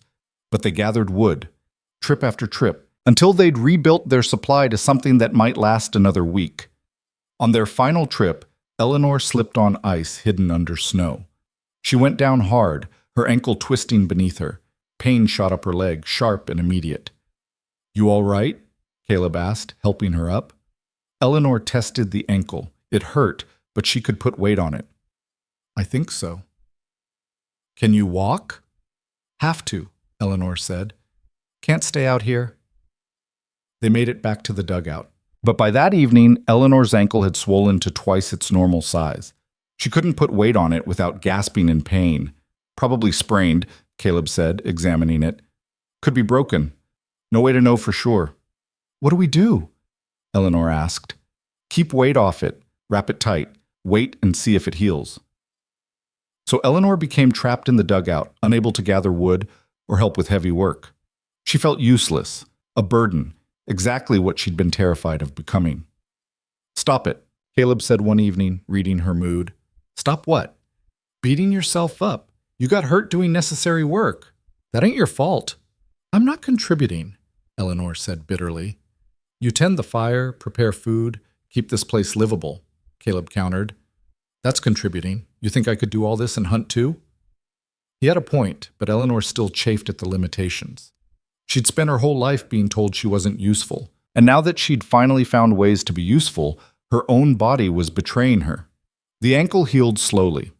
After 2 weeks, Eleanor could put weight on it again.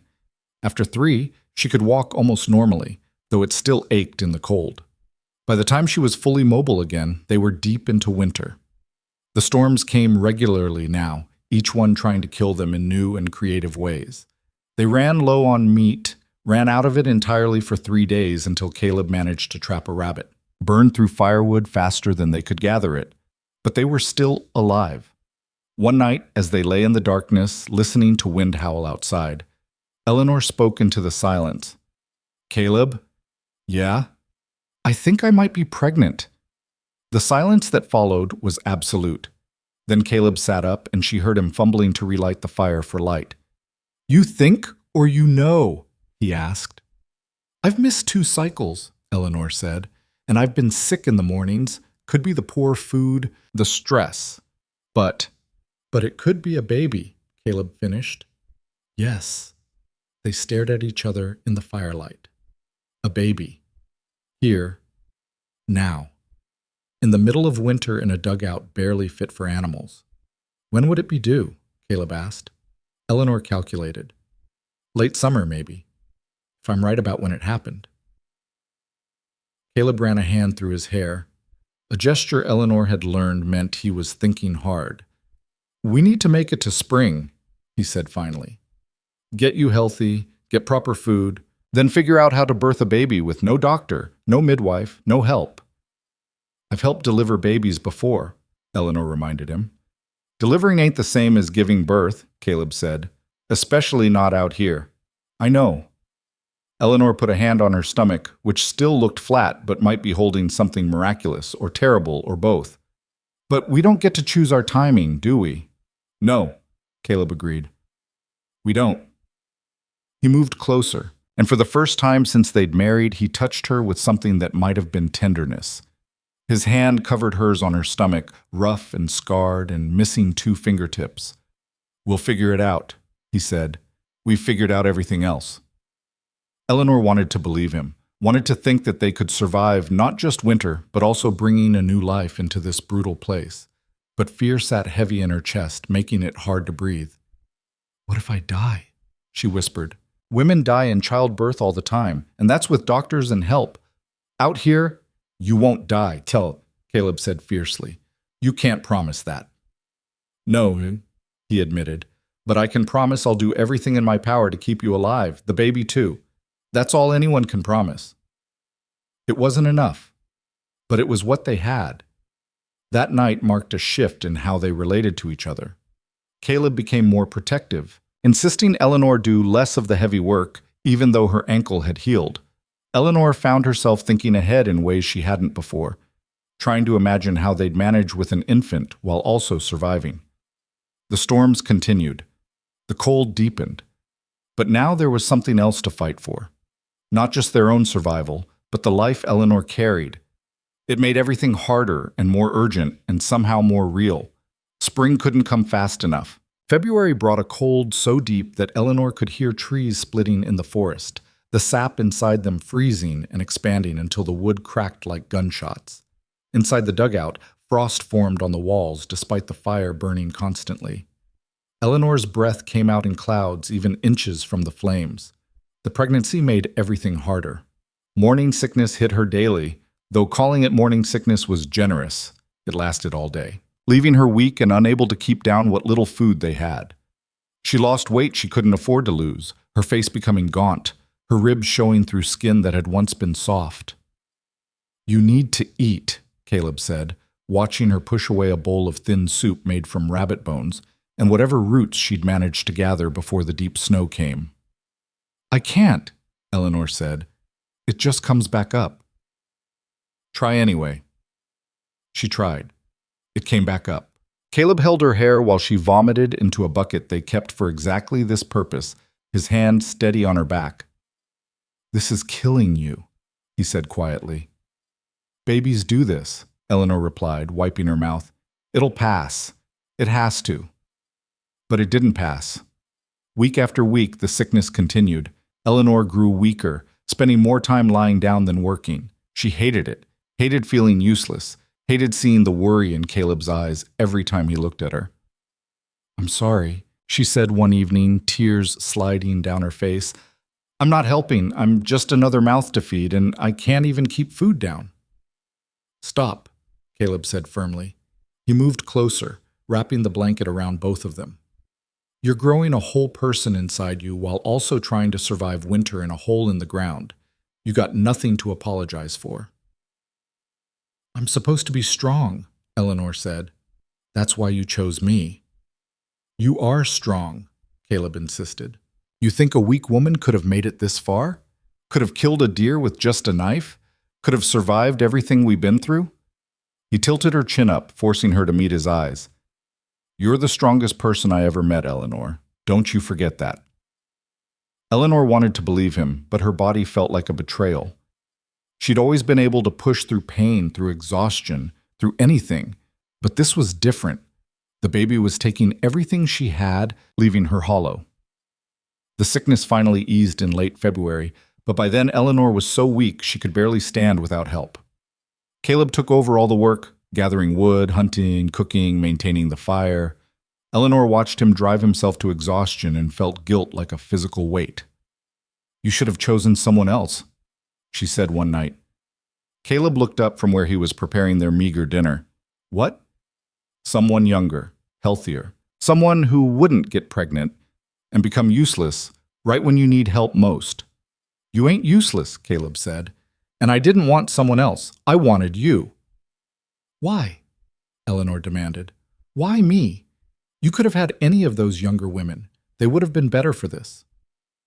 Caleb set down the pot and came to sit beside her. You want the truth? Yes. I chose you because you looked like you'd already survived the worst life could throw at you and came out harder for it, he said. Those young girls, they still had hope, still believed in fairy tales. I needed someone who knew the truth, that life is brutal and random and most people don't make it, someone who understood that and chose to keep going anyway.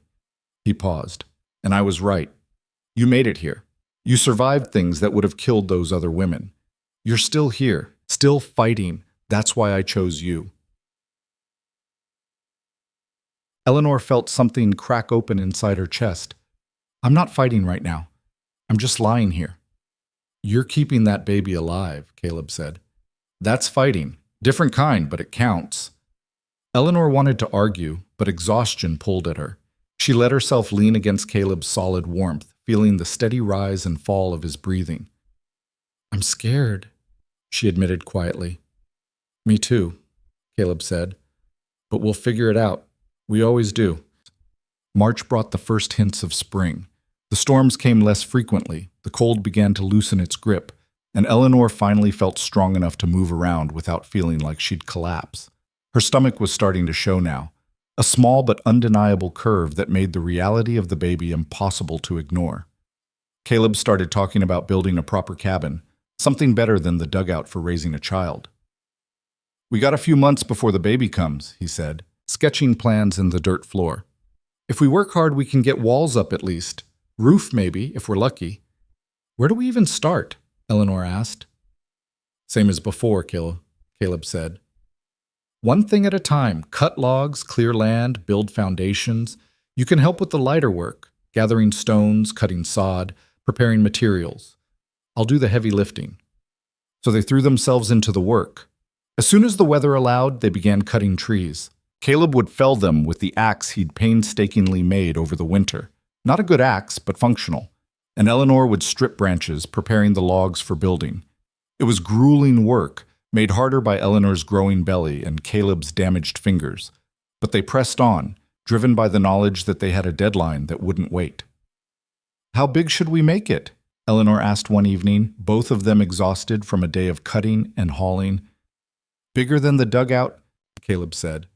Maybe 16 by 20 feet. Enough room for a loft where the baby can sleep when it's older. Eleanor tried to imagine it. A real house with walls and a wooden floor and windows that let in light. It seemed impossibly ambitious. You think we can actually do it? She asked. We already did the impossible, Caleb pointed out. This is just the next impossible thing. They worked through April and into May, the cabin slowly taking shape. The foundation was riverstone, carefully placed and mortared. The walls went up one log at a time, notched and fitted with a precision that surprised Eleanor. Caleb had an eye for it, some natural understanding of how things fit together. Eleanor helped where she could, but her growing belly made certain tasks impossible.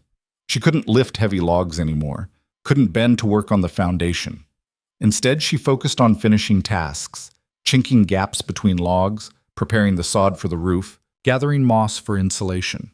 She also started preparing for the baby in the limited ways available to her. She tanned deer hides, working them until they were soft enough for infant skin.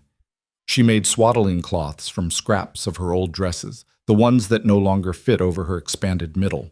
She gathered soft moss that could be used for diapering. "You're nesting," Caleb observed one day, watching her arrange and rearrange the small pile of baby supplies. "What? My sister did the same thing before her babies came, made her house perfect, organized everything. She called it nesting." Eleanor looked down at the supplies. "I don't know what I'm doing. I help deliver babies, but I don't know how to care for one." "You'll figure it out," Caleb said. "Same way you figured out everything else." But Eleanor wasn't so sure. A baby wasn't like hunting or building or surviving. A baby needed things she didn't know if she could provide: softness, safety, certainty, things that didn't exist in their world. In late May, a rainstorm hit that lasted 4 days. They couldn't work on the cabin, couldn't hunt, could barely keep the fire going in the dugout. They'd moved back into it while working on the cabin, using it as shelter until the new building had a roof. Eleanor spent those 4 days feeling the baby move inside her, strange flutters that gradually became definite kicks. It made everything real in a way it hadn't been before. There was a person in there, dependent entirely on her survival. "Caleb," she said on the 3rd day of rain, "what if I can't do this?" "Can't do what?" "Birth the baby. What if something goes wrong? What if I bleed too much or the baby gets stuck or any of the 100 things that can kill women in childbirth?" Caleb was quiet for a long moment. "Then I'll do everything I can to save you both," he said finally. "I won't lie and say it'll be fine. I don't know if it will. But I've been reading that medical book we found in the wagon wreckage, the one we dried out after the flood. I know what to look for, what to do for complications. It ain't much, but it's something." Eleanor had forgotten about the medical book, a water-damaged volume that had somehow survived the flood. She'd thought it ruined, but Caleb must have been studying it without telling her. "Show me," she said. Caleb retrieved the book from where he'd wrapped it carefully in oiled cloth. The pages were warped and some were unreadable, but enough had survived. He showed her the section on childbirth, and together they read through the instructions, the warnings, the descriptions of what could go wrong. It was terrifying. But it was also knowledge, and knowledge was better than ignorance. "We should practice," Eleanor said. "Practice what?" "The birth. What you'd need to do, where things would be. So when it happens for real, you're not fumbling around trying to remember." So they practiced, awkward and clinical. Caleb learned where to position himself, what to watch for, how to cut and tie the cord. Eleanor learned breathing techniques, positions that might help, what sensations were normal and what meant danger. It felt absurd, practicing for something so momentous in a dirt-floored dugout, but it also felt necessary. When the rain finally stopped, they threw themselves back into the cabin work with renewed urgency. The baby was due in less than 3 months, and they still had no roof, no door, no floor beyond packed earth. "We need help," Eleanor said one evening, surveying the half-finished structure. "There's nobody to help," Caleb replied. "I know. I'm just saying what we need." They worked from dawn until dark, pushing themselves beyond exhaustion. The cabin walls were complete now, standing solid and straight. Caleb had built a proper chimney from river stone, better than the one in the dugout. The next task was the roof, heavy work that required lifting logs Eleanor couldn't manage anymore. "I can help," Eleanor insisted, watching Caleb struggle with a roof beam. "No," Caleb said firmly.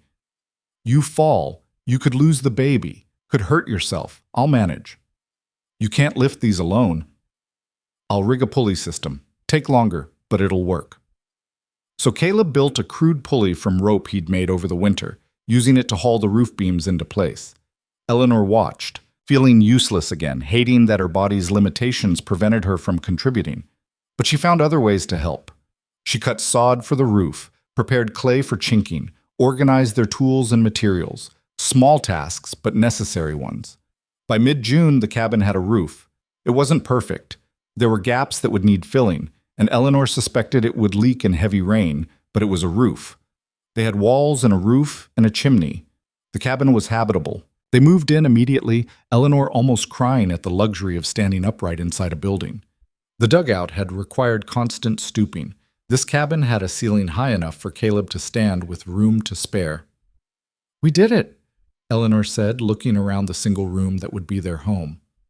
"Not yet," Caleb said. "Still need a door, need to finish the floor, need to build furniture. But yeah, we did the hard part." Over the next few weeks, they finished the cabin. Caleb built a door from split logs, hung it on leather hinges. He constructed a sleeping platform against one wall and a table with 2 stools. Eleanor made a floor from smooth river stones set in clay, backbreaking work that left her exhausted but gave them something better than dirt to walk on. They moved their meager possessions from the dugout: the blanket, the pot, the medical book, the few tools they'd made or salvaged. It didn't look like much, spread out in the cabin, but it was theirs, built with their own hands, and Eleanor felt a fierce pride in it. "It's a good house," Caleb said, standing in the doorway and looking out at the valley. "It's home," Eleanor corrected. He looked at her, something soft in his expression. "Yeah, it is." July brought heat and the first real abundance they'd experienced. The meadow grass grew tall and thick. Wild berries ripened on bushes near the stream. Caleb's hunting brought back deer and elk with regularity. For the first time since arriving, they had enough food. Eleanor's belly had grown large, making even simple tasks difficult. She couldn't bend to gather plants anymore, couldn't walk long distances without needing to rest. But she could cook, could preserve the meat Caleb brought back, could prepare for the birth that was coming whether they were ready or not. One evening in late July, Eleanor felt the first real contraction. Not the practice contraction she'd been having for weeks, but something stronger, more purposeful. "Caleb?" she said quietly. He looked up from where he was sharpening his knife. Something in her voice made him stand immediately. "Is it time?" "Maybe. I'm not sure. It could be false labor." But over the next few hours, the contractions continued, growing stronger and more regular. Eleanor had helped deliver enough babies to know what this meant. "It's time," she said. Caleb went very still, and Eleanor saw fear flash across his face before he controlled it. "All right, what do you need me to do?" They moved through the preparations they'd practiced. Caleb boiled water, laid out the knife he'd sharpened specifically for cutting the cord, prepared clean cloth for wrapping the baby. Eleanor tried to stay calm, but fear clawed at her throat. Women died doing this, all the time. And out here, with no doctor, no help, no safety net, the odds were even worse. "I'm scared," she admitted as another contraction hit. "Me too," Caleb said. He knelt beside her, taking her hand. "But you're strong. Strongest person I know. You can do this." "What if I can't?" "Then we figure it out together," he said. "Same as everything else." The labor lasted through the night and into the next day. Eleanor had known it would hurt, had seen other women scream through childbirth. But knowing and experiencing were different things. The pain was all-consuming, wiping out everything else. Between contractions, she gasped for breath, trying to gather strength for the next wave. Caleb stayed with her the whole time, doing what he could, wiping her face with cool water, helping her change positions, reminding her to breathe when the pain made her forget. "Something's wrong," Eleanor gasped as afternoon wore into evening. "It's been too long." Caleb checked the medical book again, his face grim. "Baby might be positioned wrong. Book says you need to push anyway, hard as you can with the next contraction." "I am pushing," Eleanor said through gritted teeth. "Harder," Caleb said. "I know it hurts, but you gotta push harder." The next contraction hit, and Eleanor bore down with everything she had, feeling something shift inside her. She screamed, not caring any more about being strong or brave. Nothing existed except pain and the desperate need to get this baby out. "I see the head," Caleb said. his voice tight with tension. Keep going, you're almost there. 3 more contractions, 3 more rounds of pushing that felt like it was tearing her apart. And then suddenly, release. The baby sliding out in a rush of fluid and blood. For a terrible moment, there was silence. No crying, no sound at all. Why isn't it crying? Eleanor gasped. Caleb was doing something. She couldn't see what. Then he rubbed the baby's chest, patted its back, and finally, a thin wail pierced the air. It's a girl, Caleb said, his voice rough with emotion. You got a daughter, Eleanor.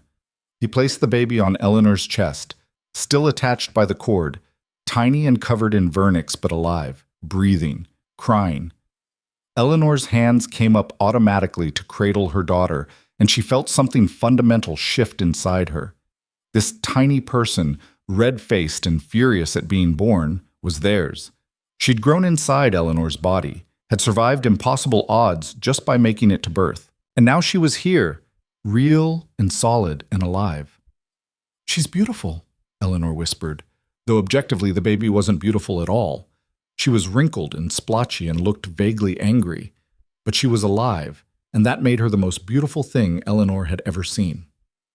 Caleb cut the cord with shaking hands, tied it off the way the medical book instructed. Then he cleaned the baby while Eleanor delivered the afterbirth, making sure it was complete, checking for bleeding that would indicate a problem. You're bleeding a fair amount, Caleb said, worry creasing his face. Is it soaking through? Eleanor asked, too tired to feel proper fear. Not yet. Then it's normal, Suts, Eleanor said. Watch it, but it should slow down. She was right. Over the next hour, the bleeding slowed to something manageable. Caleb wrapped the baby in the soft deer hide Eleanor had prepared, then helped Eleanor into clean clothes and onto the sleeping platform. You did it, he said quietly, looking at both of them, mother and daughter, alive against all odds. We did it, Eleanor corrected. Couldn't have done it without you. Caleb touched the baby's tiny hand, his rough, scarred fingers gentle against her perfect skin. What should we name her? Eleanor looked down at her daughter, this small, fierce creature who'd fought her way into the world. Grace, she said. Her name is Grace. Caleb nodded. Grace Wilder. It fits. The first few days after the birth were brutal. Eleanor's body ached in new ways, her breasts painful as her milk came in, her emotions swinging wildly between euphoria and terror. The baby cried constantly, day and night, and Eleanor had no idea if what she was doing was right. Is she supposed to cry this much? Eleanor asked desperately on the 3rd night, both of them exhausted from lack of sleep. I don't know, Caleb admitted. My sister's babies cried a lot, but I don't remember if it was this much. What if something's wrong with her? She's eating, right? You're feeding her? Yes, but I don't know if she's getting enough. What if my milk isn't good enough? Caleb took the baby, holding her awkwardly but carefully. She looks healthy to me, pink color, strong cry, moving her arms and legs. I think she's just being a baby. Eleanor wanted to believe him, but doubt gnawed at her. She'd helped deliver babies, but she'd never been responsible for keeping one alive afterward. What if she did something wrong? What if the baby got sick? What if Eleanor's milk dried up? The fears were endless, circling through her mind whenever she tried to sleep. But slowly, they figured it out. Eleanor learned to nurse lying down so she could rest while feeding. Caleb learned to swaddle the baby tightly, which seemed to calm her. They learned to interpret different types of cries: hungry, tired, uncomfortable, just fussy. Grace, tiny, demanding, completely dependent, became the center of their world. Everything else was secondary to keeping her alive and healthy. I never knew a person could be this tired, Eleanor said one morning, walking the baby back and forth across the cabin floor while Caleb tried to make breakfast. Me neither, Caleb agreed, and I've been tired before. How do people do this with multiple children? Eleanor wondered. Carefully, Caleb said, very carefully. Despite the exhaustion, despite the constant worry, Eleanor felt something she hadn't expected: joy. Real uncomplicated joy when Grace's tiny fingers wrapped around hers, when the baby made small, satisfied sounds while nursing, when she slept peacefully in the cradle Caleb had made from bent willow branches. This was what they'd survived for. This small person who knew nothing about the journey that had brought her parents to this valley, about the hunger and cold and terror they'd endured. She just existed, perfect and oblivious, trusting them completely to keep her safe. "We made a person," Eleanor said one evening, watching Grace sleep. "Yeah," Caleb said. He was sitting beside Eleanor, close enough that their shoulders touched. "We did. We're responsible for her whole life." "Yep." "That's terrifying," Eleanor said. "Yep," Caleb agreed again. "But we've been terrified before. We managed." Eleanor leaned her head against his shoulder, feeling the solid warmth of him. They'd come so far from that day in Benton's Cross when he'd chosen her from a line of rejected women, had survived things that should have killed them, had built a home from nothing, had created life in the middle of wilderness. "Caleb," she said quietly. "Yeah? I love you." She felt him go still beside her. They'd never said those words, had never even discussed feelings beyond practical partnership. But Eleanor realized it was true. Somewhere between the flood and the dugout and the cabin and the birth, she'd fallen in love with this difficult, honest man. "I love you too," Caleb said finally. "Probably have for a while now. Just didn't have words for it." Eleanor smiled, tears sliding down her face for no reason she could name. "We did all this backward, got married, survived together, had a baby, and now we're falling in love." "Yeah," Caleb said. "But it worked. Against all odds, it worked." Grace stirred in her cradle, making the small snuffling sounds that meant she'd wake soon and want feeding. Eleanor sighed, preparing to rise, but Caleb stopped her. "I'll get her," he said. "You rest." He picked up their daughter with growing confidence, brought her to Eleanor for nursing, then settled beside them both. Through the cabin's small window, Eleanor could see stars beginning to appear in the darkening sky. Beyond the walls, the valley stretched out, their land, hard-won and brutal and beautiful. They'd made it. Not just survived, but actually made it. And for the first time since leaving Kansas, Eleanor felt something that might have been hope. The first winter with Grace was nothing like the winter before it. Then, Eleanor and Caleb had only themselves to worry about, two adults who understood cold and hunger and could push through pain. But a baby changed everything. Grace couldn't tell them what hurt, couldn't wait for food, couldn't understand why the cabin was cold when the fire burned low at night. Eleanor barely slept that first winter. She'd doze for an hour, wake to feed Grace, doze again, wake to check if the baby was breathing, doze and wake and doze in an endless cycle that left her hollow-eyed and shaking with exhaustion. "You need rest," Caleb said one morning, finding Eleanor swaying on her feet while trying to make breakfast. "I'm fine," Eleanor lied. "You're not fine. You're about to fall over." He took the pot from her hands. "Go sleep. I'll watch her. You need to hunt. We're low on meat again." "I'll hunt this afternoon. Right now, you need to sleep before you collapse." Eleanor wanted to argue, but she was too tired. She lay down on the sleeping platform and fell into unconsciousness so deep it felt like drowning. She woke to Grace's crying and panic flooded her. How long had she been asleep? Hours? The whole day? But Caleb was there, walking the baby back and forth, murmuring to her in his rough voice. "She's been fed," he said, seeing Eleanor wake. "Changed too. You slept for 5 hours." 5 hours. Eleanor couldn't remember the last time she'd slept for 5 straight hours. Her body felt heavy, slow, but more functional than it had in weeks. "Thank you," she said. "You're going to make yourself sick if you don't rest," Caleb said. "And then where would we be? I can't feed her, so you got to take care of yourself." He was right, though Eleanor hated admitting it. She'd spent so long being strong, being capable, that accepting help felt like weakness. But Grace needed her alive and healthy, which meant Eleanor had to learn to let Caleb carry more of the burden. They fell into a rhythm over the following months. Caleb took Grace in the mornings so Eleanor could sleep a bit longer. Eleanor took the nights because she had to feed the baby anyway. They traded off tasks: cooking, cleaning, gathering wood. Whoever had the baby couldn't do the other work, so they moved around each other in careful choreography. Grace grew fast, her tiny features becoming more defined, her personality emerging. She was loud, demanding, and almost never content unless someone was holding her. Eleanor sometimes looked at her daughter and wondered where this fierce, noisy creature had come from. "She's got your stubbornness," Caleb observed one evening, watching Eleanor try to convince Grace to sleep in her cradle instead of being held. "She's got yours," Eleanor countered as Grace screamed her displeasure.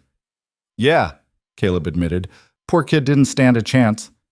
But despite the exhaustion and the constant work and the fear that never quite left, Eleanor found moments of unexpected happiness. Grace's first smile, small and fleeting but unmistakably real. The way she'd quiet when Caleb sang to her, his voice rough but somehow soothing. The feeling of her small, warm weight curled against Eleanor's chest. Spring came slowly that second year, the snow melting in fits and starts. As soon as the ground thawed enough, Caleb started working on expanding their land, clearing more trees, breaking ground for a garden, building a small corral for animals they didn't have yet but hoped to acquire someday. Eleanor helped where she could, Grace strapped to her back in a carrier made from deer hide. The baby seemed to like being outside, her eyes tracking birds and clouds and the movement of branches in the wind. "We need more than just the two of us," Eleanor said one afternoon, both of them working to turn soil for planting. "This is too much work." "I know," Caleb said, "but there's nobody else. We're it." "We could try to find other settlers. There must be people within a few days' ride." Caleb leaned on his shovel, considering. "Maybe, but that means leaving you and Grace alone while I scout. Could be gone a week or more." The thought of being alone, truly alone, with no one to help if something went wrong, made Eleanor's stomach clench. But they couldn't keep doing everything themselves. The work was too much. "We'll manage," Eleanor said. "We always do." So Caleb left the following week, taking one horse and enough supplies for 10 days. Eleanor watched him ride away and felt fear settle in her chest like a stone. "It's just us," she told Grace, who was mercifully asleep and oblivious to her mother's anxiety. "We can do this." The first day alone was fine. Eleanor kept busy with chores, talking to Grace to fill the silence. But by the second day, the isolation pressed in. Every sound made her jump. Was that a bear? A mountain lion? Or just the wind? On the third day, the baby developed a fever. Eleanor felt it when she picked Grace up, heat radiating through the cloth of her dress. The baby was fussy, refusing to nurse properly, her face flushed and her eyes glassy. "No," Eleanor whispered. "Please, no." She'd helped with sick babies before, back in Kansas. Knew that fevers in infants could turn deadly fast. But she'd always had help then. Other women who knew remedies, doctors who could be called. Here, she had nothing. Just the medical book with its water-stained pages and her own limited knowledge. Eleanor spent that night in terror, sponging Grace with cool water, trying to get her to nurse, watching for signs that the fever was worsening. The baby cried weakly, then stopped crying altogether, which was somehow worse.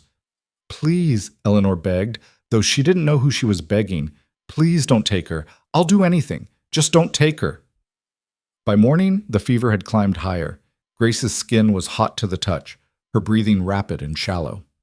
Eleanor's own hands shook as she tried remedies from the medical book.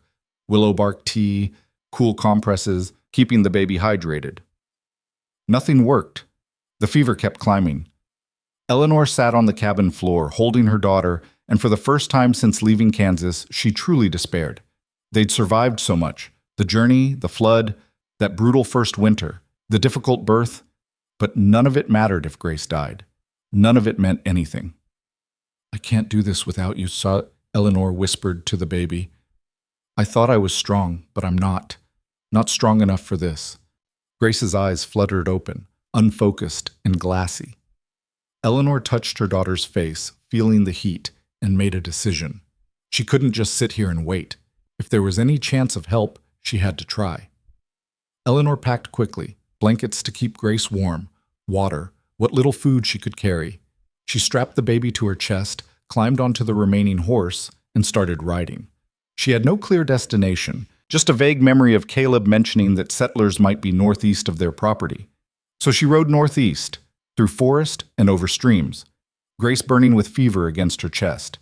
Hours passed. The sun climbed high, then began to descend. Eleanor's body ached from riding, from fear, from lack of sleep.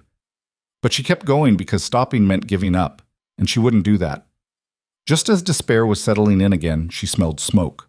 Wood smoke, the kind that came from a cooking fire. Eleanor urged the horse toward it, her heart hammering with desperate hope. Through the trees she saw a cabin, bigger than hers and Caleb's, with a proper barn and a vegetable garden. A woman was outside, hanging laundry on a line strung between trees. "Help!" Eleanor called, her voice cracking. "Please, I need help!" The woman turned, her face registering shock at the sight of Eleanor, wild-eyed, covered in dirt, clutching a sick baby. "What happened?" the woman asked, already moving toward them. "My daughter, she has a fever. I don't know what to do." The woman reached up and felt Grace's forehead, her expression growing serious. "How long has she been like this?" "Since yesterday. It keeps getting worse." "Come inside, the woman said. "Quickly!" Her name was Margaret Chen, and she'd been a nurse before coming west with her husband. She took Grace from Eleanor's arms with practiced efficiency and began examining her. "When did she last eat?" Margaret asked. "This morning." "A little. She won't nurse properly." "And the fever? Any pattern to it?" Eleanor described everything, when it started, how high it seemed to get, what she'd tried. Margaret listened, her hands moving over Grace's small body, checking for signs Eleanor didn't know to look for. "It's not lung fever," Margaret said finally. "That's good. Looks like it might be an ear infection. See how she keeps turning her head to the left? And she cries more when you touch this side?" Eleanor hadn't noticed. She'd been too panicked to notice anything beyond the fever. "Can you help her?" Eleanor asked, her voice breaking. "I think so," Margaret said. "I have willow bark for the fever, and there's a poultice I can make for the ear. Should bring the infection down." She looked at Eleanor directly. "She'll be all right. You got here in time." Eleanor felt her legs give out. She sat down hard on the floor, tears streaming down her face. Relief and exhaustion and terror all pouring out at once. Margaret's husband, Thomas, appeared in the doorway, took in the scene, and quietly started making tea. Margaret worked on Grace, crushing herbs and mixing remedies, while Eleanor cried and couldn't seem to stop. "You came a long way alone?" Margaret asked gently as she worked. "My husband went looking for other settlers," Eleanor managed. "I didn't know what else to do." "You did exactly right," Margaret said. "Lot of women would have just waited and hoped. You took action. That probably saved her life." "Why is she?" Eleanor stayed with the Chens for 3 days, until Grace's fever broke and the baby started eating normally again. Margaret taught her about infant illnesses, about remedies that could be made from plants that grew wild in the area, about signs to watch for that indicated serious danger. "You're good with her," Margaret observed, watching Eleanor nurse Grace. "I don't feel good at it," Eleanor admitted. "I feel like I'm failing constantly." "That's being a mother," Margaret said with a wry smile. "The fear never quite goes away. You just learn to work through it." Thomas rode with Eleanor back to her cabin on the 4th day, making sure she got home safely. When they arrived, Caleb was already there, pacing in front of the cabin, his face haggard with worry. "Eleanor," he said, running toward them, "I got back and you were gone, and I thought—" "Grace got sick," Eleanor interrupted. "I rode to find help. The Chens helped us." Caleb took the baby from her arms, examining her carefully, reassuring himself that she was whole and healthy. Then he looked at Thomas Chen, who was watching the reunion with quiet understanding. "Thank you," Caleb said roughly, "for helping my family." "Your wife saved your daughter's life," Thomas replied. "She rode alone through wilderness to get help. That took courage." After Thomas left, Eleanor told Caleb everything, the fever, the desperate ride, Margaret's help. Caleb listened, his face tight with emotion he didn't seem to know how to express. "I should have been here," he said finally. "You were doing what needed doing," Eleanor replied. "We both were. It worked out." "Barely," Caleb said. "If you hadn't found them." But I did, Eleanor interrupted. And now we know there are neighbors within a day's ride. We're not as alone as we thought. The Chens became their closest friends over the following years. Margaret and Eleanor traded knowledge, Eleanor teaching Margaret about hunting and tanning hides, Margaret teaching Eleanor about medicine and preserving food. The two families helped each other with major projects, shared tools and resources, celebrated together when there was cause for celebration. Other settlers trickled into the area as well, drawn by land grants and the promise of space. The isolation that had nearly killed Eleanor and Caleb that first winter gradually eased. They still worked harder than Eleanor had ever imagined possible, but they weren't alone anymore. Grace grew into a toddler, then a small child, fearless and loud and completely unaware that her existence was a miracle. She learned to walk by pulling herself up on furniture Caleb built, learned to talk by demanding things in the blunt, efficient way both her parents communicated. When Grace was 3, Eleanor got pregnant again. This time was easier. She knew what to expect, knew how to manage the sickness, knew that it would pass. Margaret served as midwife when the time came, and Eleanor delivered a son they named James. 2 years after that, another daughter they called Ruth. The cabin expanded to accommodate the growing family. Caleb added a loft for the children, then a second room, then a covered porch where they could sit on summer evenings. The corral filled with chickens, then goats, then eventually a cow traded from another settler. Their garden produced enough vegetables to store for winter. Caleb's hunting kept them in meat. Eleanor learned to make everything they needed: soap, candles, cloth from wool she sheared and spun herself. It was still hard. Some years were harder than others. A bad winter, a poor harvest, illness that swept through the valley and took 2 of the Chen's children. Life on the frontier remained brutal and random, ready to kill anyone who let their guard down. But they'd built something that lasted, something real. Eleanor was 38 years old when she stood in the doorway of their expanded cabin and looked out at the valley. The homestead had grown beyond anything she'd imagined that first desperate winter. Besides the main house, they'd built a proper barn, a smokehouse, a workshop where Caleb made furniture to trade with other settlers. The children were playing near the stream. Grace, now 6, was bossing her younger siblings around with the same fierce authority Eleanor recognized from her own personality. James, 4, was trying to catch minnows with his hands. Ruth, just 2, was digging in the mud. "We did all right," Caleb said, coming to stand beside Eleanor. He was 39 now, his face more lined than it had been, his missing fingertips a permanent reminder of that first brutal winter. But he was solid, healthy, here. "We did better than all right," Eleanor replied. She thought about the woman she'd been in Benton's Cross, invisible, rejected, certain her life would amount to nothing, that Eleanor would never have believed she could do the things she'd done: kill a deer with a knife, build a chimney, survive impossible odds, raise 3 children in the wilderness, create a life worth living from absolutely nothing. "You ever regret it?" Caleb asked, echoing the question he'd asked during that first terrible winter. "Saying yes? Coming here?" Eleanor looked at the land they'd carved from wilderness, at the children who existed because she'd had the courage, or the recklessness, to gamble on a blunt marriage proposal from a stranger. She thought about the flood and the hunger and the cold and the fear, about Grace's fever and the desperate ride to find help, about all the moments she'd thought they wouldn't make it. "No," she said, "I don't regret it." And she meant it. The pretty life she'd imagined as a girl in Benton's Cross, a gentle husband, an easy home, safety and comfort, that life would have killed something essential in her, would have left her soft and scared and small. This life had nearly killed her body a dozen times over, but it had made her soul into something tempered and strong and endlessly capable. "I'm glad I chose you," Caleb said quietly. "I'm glad I said yes," Eleanor replied. They stood together in the doorway, watching their children play as the sun set over the mountains that had tried so hard to break them and failed. Years passed.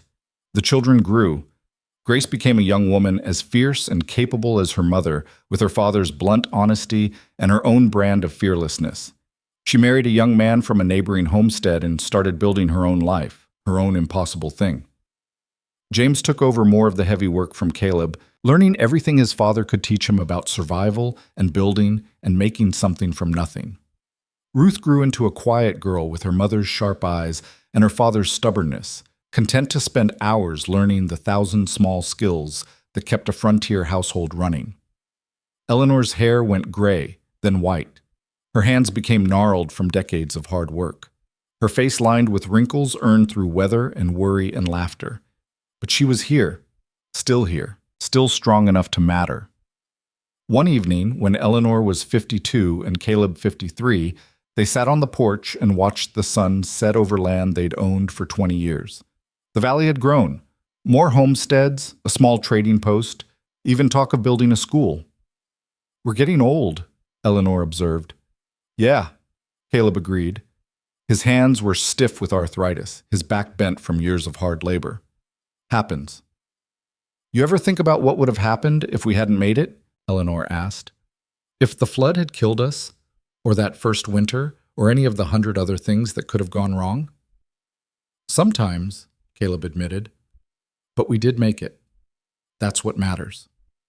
Eleanor thought about all the versions of herself that could have existed. The Eleanor who died rejected and invisible in Benton's Cross. The Eleanor who froze to death in the dugout. The Eleanor who bled out giving birth with no help. The Eleanor who gave up. But none of those Eleanors had existed. This Eleanor had, the one who'd survived everything, who'd built a life from nothing, who'd chosen the hardest possible path and walked it all the way through. "I was worthless back in Kansas," Eleanor said quietly. "Too old, too plain, too unwanted. Everyone who passed me over was right to do it, according to what they valued." "You were never worthless," Caleb said firmly. "I was, by their measure," Eleanor corrected. "But their measure was wrong. Out here, what matters isn't being young or pretty or agreeable.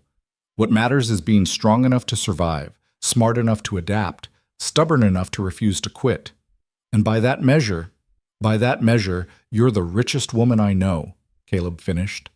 Eleanor smiled, taking his arthritic hand in her own work-roughened one. "We built something good, didn't we?" "Yeah," Caleb said. "We really did."